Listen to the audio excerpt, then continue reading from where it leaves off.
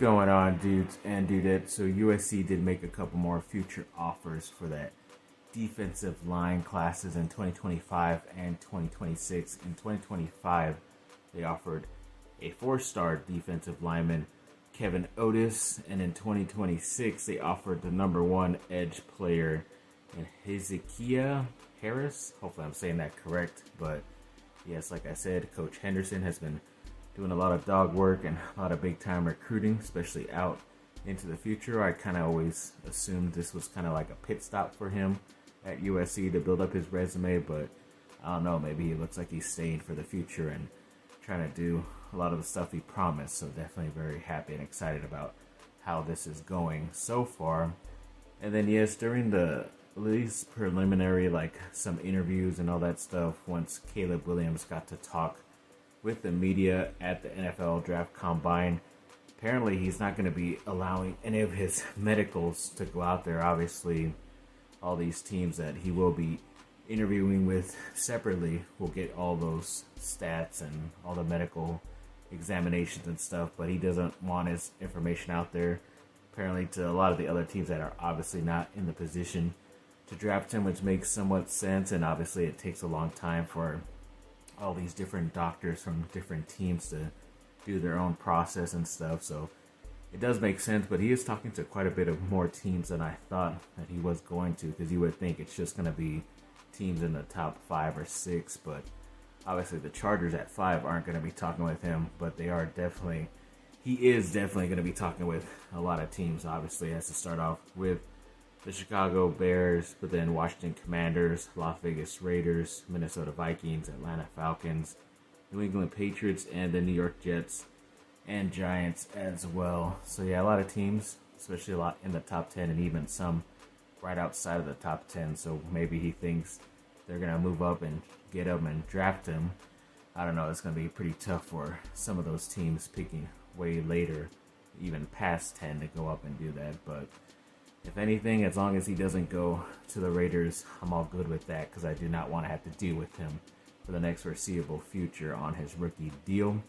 Then there was this 2025 3-star tight end named Bear Tinney. I believe that's how you say it, but he recently did a post saying a bunch of like all his offers he's gotten from the college football teams, and recently did a post saying where he should go. So obviously I put in my 2 cents and put in another hashtag fight on with the symbols, and luckily just over the last day or two he did like my comment, so that's pretty cool. So trying to keep a track of a lot of these guys who have liked my comments on X and other social media platforms to see if they do end up officially coming to USC and that dream does become true. So yes, doing my part here as a USC fan, but yes, definitely looking forward to that. And USC men's basketball team lost on the road up there in Washington State, 72-75. I believe it was a pretty close game throughout. They did have a pretty nice lead right before halftime, but they let Washington State get into it, and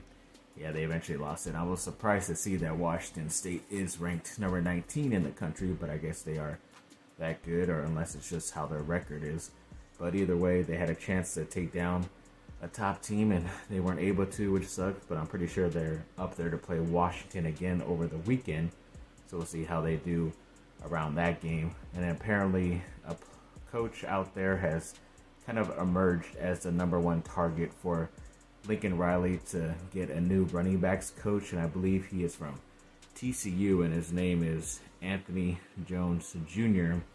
I can only kind of remember Keandre Miller, who was drafted in the 3rd round, I believe, by the New Orleans Saints, like last draft, but can't remember many of his running backs. I don't know how long he's actually stayed at TCU. He could have had another stop in some other places as well and had some pretty good guys get to the league or be prolific in college. So either way, looking like a guy who he might be targeting as his number one replacement. I know his brother, Garrett Riley, was the offensive coordinator there a few years back, so maybe that's why he had the intel on him and knew about if he should go after him or not. So we'll see if this ends up happening, but yeah, it's kind of definitely coming down to the wire here for another running backs coach for USC.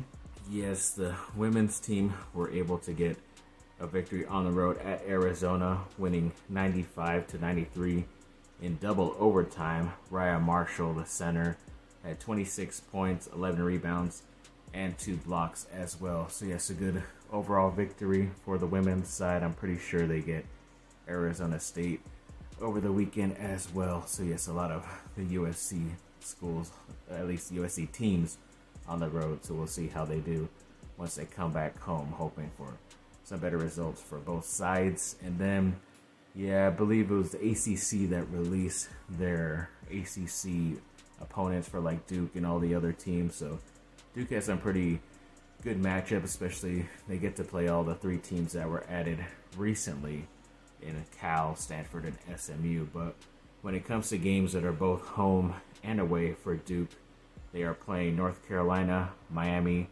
and Wake Forest. So that's interesting. But at home, they're playing Cal, Florida State, North Carolina State, Notre Dame, Pittsburgh, Stanford, a new team, and Virginia Tech. Away games, they have Boston College, Clemson, Georgia Tech, Louisville, SMU, a new school, Syracuse, and Virginia as well. So yeah, pretty nice, interesting schedule. Obviously, this does not include any of their out-of-conference schedule, who they will probably be playing a lot of very talented teams out there in next year's, classes. So we'll see how that ends up turning out for them.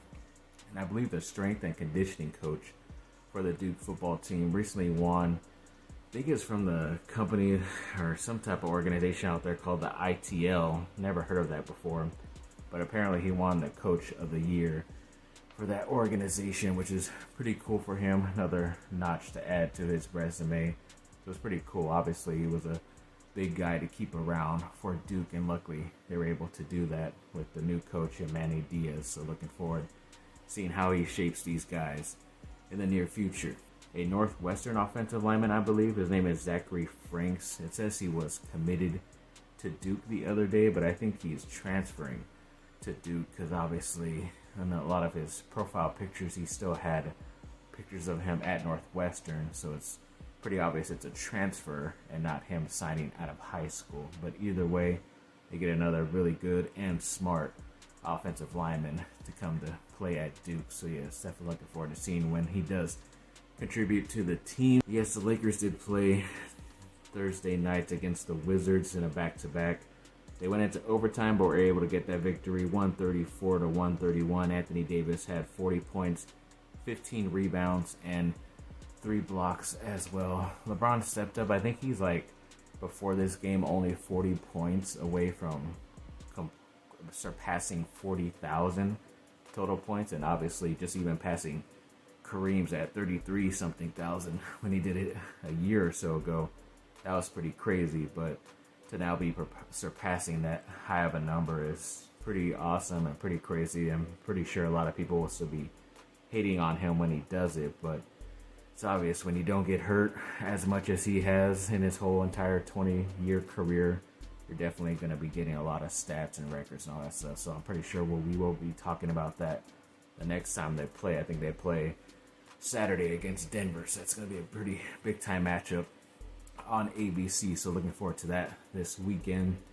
And then the Anaheim Ducks, yes, got a victory tonight against the San Jose Sharks, 6-4.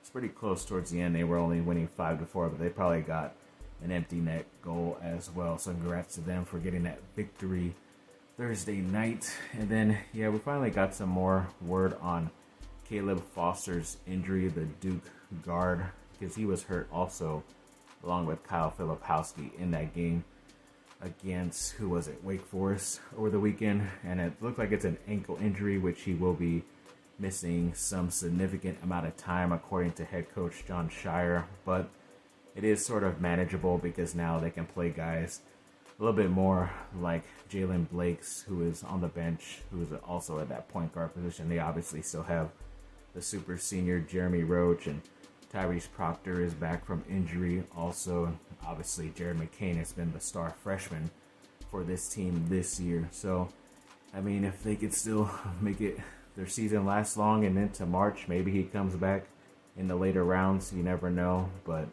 if he does end up deciding to leave, maybe he might not want to come back and risk another injury. You never know, but we'll have to wait and see about that. Good luck to him in getting as healthy and as quick as possible.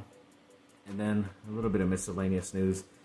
It's a little RIP to Richard Lewis, who I pretty much mostly know him for playing. I think he played his same character, Richard, in Curb Your Enthusiasm with Larry David. But I know he was like a big time stand-up comic as well and did some acting here and there in his career. But yeah, it was tough to hear that the other day that we lost him. And then yes, there was some more miscellaneous news in this, where there was a post that To the Stars Media did on Instagram, I believe it was, showing like some concept art on that animated little short film that Tom DeLonge and his company created called Poet Anderson. And it was some stuff, I don't know if it was stuff they were maybe going to do in the future or just stuff for that short film, but I liked the post and even put on there, "We need more Poet Anderson." So, and it was obviously true because they keep posting stuff, but we never see anything new from that animated character for some reason. But they did like the post, so hoping that brings some good juju in the end to hopefully get some more Poet Anderson in the near future. You never know. So yes, thanks for watching, people. Like and subscribe, comment down below. Let me know what y'all think. Have a great rest of your day. Bye.